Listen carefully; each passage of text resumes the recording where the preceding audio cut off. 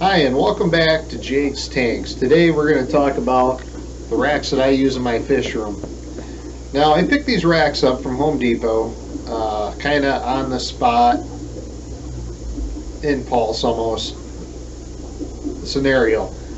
So the story goes, I went to Home Depot to buy some 2x4s to build a wooden rack system for the fish room, and I built a wood rack system before, and it can be quite a bit of work. So here we have the original wood racks that we've had set up for the past year or so. These are my 20 longs. Originally I was going to put tanks on the bottom, but decided not to. But 3 tanks high.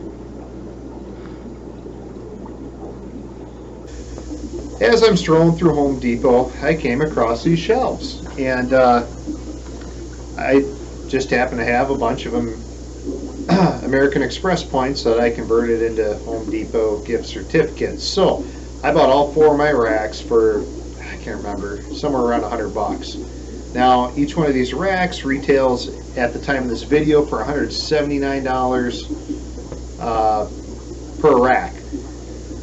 So anyways, I bought them hoping to bring them home, open them up, and I was a little concerned about the wire rack, if that would be able to support the tanks, but it said that it's supposed to support 2,000 pounds of shell.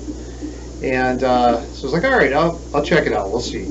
Bring them back, set them up. It took me about only 15 minutes to set this rack up with 3 shelves on it, so it really did go up quick.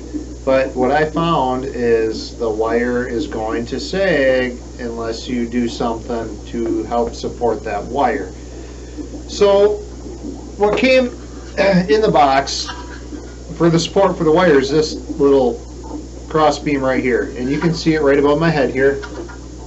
It's this guy right here. And this is it. They didn't have one on the ends.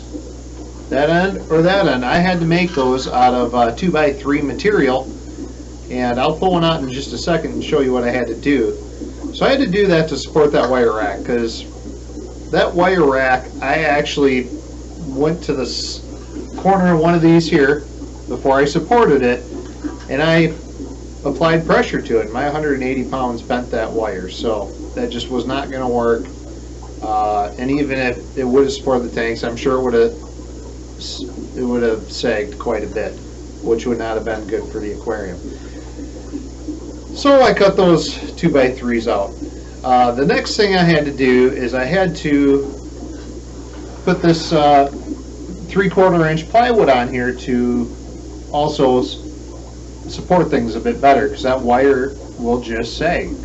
And I left the wire under it, as you can see, to help support the 3/4 inch plywood. Obviously it isn't going to hurt, so I just left it there.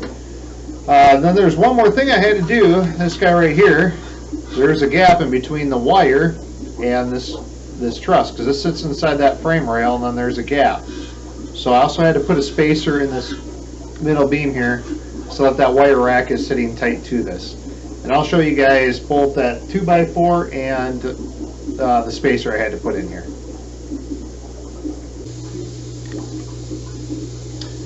Okay, so now you can see the center metal support that came with the rack, and I had to put this spacer right here in there. As you can see, it slides out pretty easily.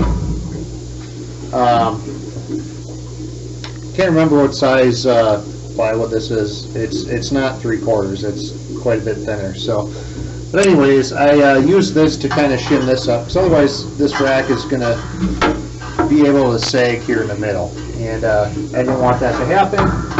So this is another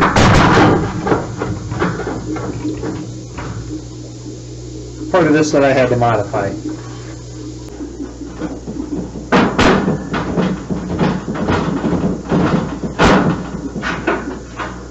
And as for these wood spacers, as you can see, I just pulled this out here. I had to notch this with my table saw at home, and then obviously had to paint it. But these right here sit right inside the frame rails, and then that wire sits right up top here.